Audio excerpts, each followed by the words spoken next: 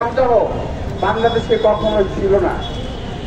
আমার পেছনের সামনে অনেক সাংবাদিক ভাইরা আছেন, পেছনে অনেক ছাত্র লেখাপড়া জানা ভাইরা আছেন। আমি যদি জিজ্ঞেস করি বাংলাদেশের ঋতু কয়টি, অনেকেই বলতে পারবে না। যদি বলি যে বাংলাদেশে যদি কেউ বলতে পারে 6টি ঋতু, নাম বলতে পারবে না। বাংলাদেশ থেকে ঋতু আজ উধাও হয়ে গেছে, ঋতু নাই। এবং ঢাকা শহরবাসী তো ঋতুর চোখেই রাখে না, অনুভবও করে। কারণটা কি? খুব ধীরে ধীরে বাংলাদেশটা একটা মরুকরণ প্রক্রিয়ায় চলে যাচ্ছে।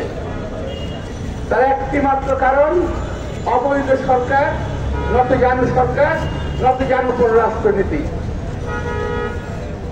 আজকে দেখেন ফারাক্কা বাঁধের কারণে পদ্মায় পানি নাই,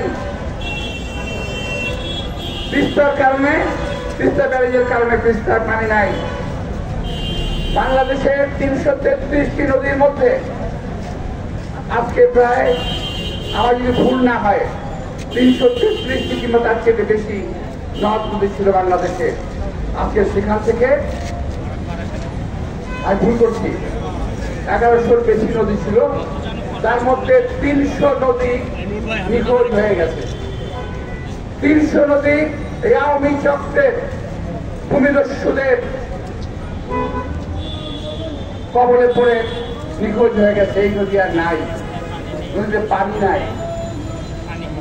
সারা বাংলাদেশে যে অবস্থা, সেটা ফারাক্কা একটা, তিস্তা একটা, ব্রহ্মপুত্রে পানি নাই,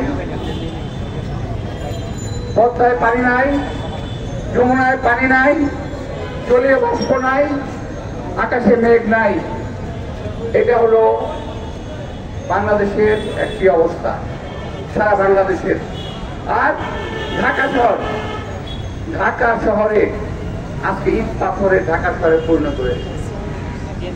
আজকে ঘাস দেখা যায় না, আজকে গাছ দেখা যায় না। সবচেয়ে বড় সমস্যা হলো ঢাকা শহর আজকে কৃত্রিম একটি মরুভূমিতে পরিণত হয়েছে। ঢাকা শহরের চারিদিকে জলাশয়গুলো ছিল ভরাট হয়ে গেছে। এই ভূমিদস্যুরা জলাশয়গুলো দখল করে ফেলেছে। এই ভূমিদস্যুরা কারা? এরা সরকারের মদতপুষ্ট ভূমিদস্যু। আর এই সরকার তাদের প্রশ্রয় দিয়ে চলেছে, তার একটি মাত্র কারণ সরকারের সঙ্গে তাদের একটা যোগ সাজস রয়েছে।